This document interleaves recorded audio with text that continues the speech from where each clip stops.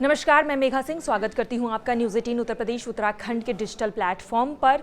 पाकिस्तान जिस चीन को अपना सबसे भरोसेमंद दोस्त मानता है, उसने ही उसकी पीठ पर अब खंजर घोंप दिया है। मीडिया रिपोर्ट्स के मुताबिक पाकिस्तान की एकता, संप्रभुता और अखंडता को ठगते हुए दिखाई दे रहे हैं चीन, क्योंकि चीन ने बलूच विद्रोहियों से सीधा संपर्क साध लिया है। पाकिस्तान सरकार और सेना के मुंह पर यह करारा तमाचा है जो बलूच विद्रोहियों को कुचलने की रणनीति पर काम कर रहे हैं। ड्रैगन ने चीन पाकिस्तान आर्थिक गलियारे की सुरक्षा के लिए बलूचिस्तान विद्रोही संगठन से सीधे संपर्क करने का फैसला किया है। बीजिंग दौरे पर आए पाक के रक्षा मंत्री ख्वाजा आसिफ को 2 टूक से ये फरमान भी सुनाया गया था, लेकिन चीन के एहसानों तले दबे पाकिस्तान ने इस पर चू तक ना की। चीन एशिया से लेकर यूरोप तक जिस आर्थिक गलियारे पर काम कर रहा है, वो पाकिस्तान के बलूचिस्तान से भी गुजरता है, लेकिन उनके नागरिकों और प्रोजेक्ट पर बलूच संगठन ने लगातार हमले भी कर रहे हैं।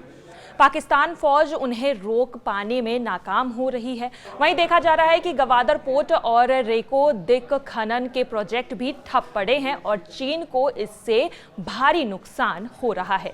खबरों के मुताबिक चाइना पाकिस्तान इकोनॉमिक कॉरिडोर में $60 अरब के निवेश की सुरक्षा को लेकर टेंशन में है। उधर अमेरिका ने भी बलूचिस्तान में खनिजों के भंडार पर नजरें टिकाई हुई है। चीन अब ये बखूबी समझ गया है कि बलूचिस्तान पर असली नियंत्रण बलूच संगठनों का है। पाकिस्तान सेना के एक दशक पर यह भरोसा नहीं दिला पाई कि चीन डायरेक्ट पाकिस्तान से बात कर सकता है, और अब चीन ठगा सा महसूस कर रहा है। बलूच विद्रोही संगठनों के हमलों में कई चीन नागरिक मारे गए हैं। चीन अधिकारियों का मानना है कि बलूच संगठन से वार्ता कर विद्रोहियों के हमले, उनके नागरिकों की मौत और खनिजों का बिना किसी सुरक्षा के उत्खनन संभव हो सकेगा।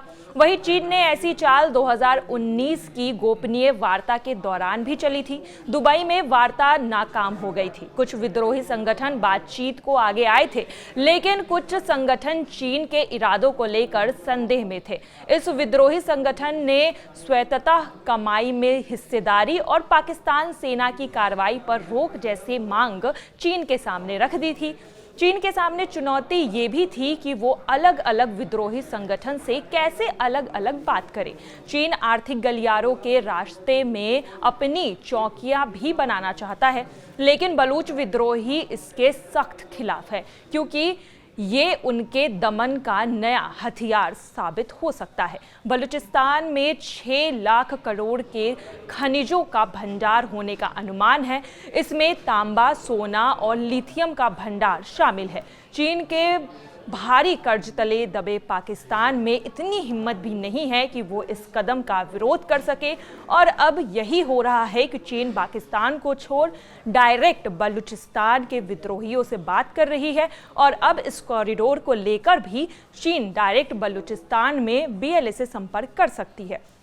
और इस कदम के बाद पाकिस्तान को भारी नुकसान हो सकता है। और अब देखना यही है कि चीन से दोस्ती क्या पाकिस्तान को महंगी पड़ने वाली है, और क्या आने वाले समय में चीन की मदद से बलूचिस्तान अपने आप को स्वतंत्र कर सकता है। ये एक बड़ा सवाल है।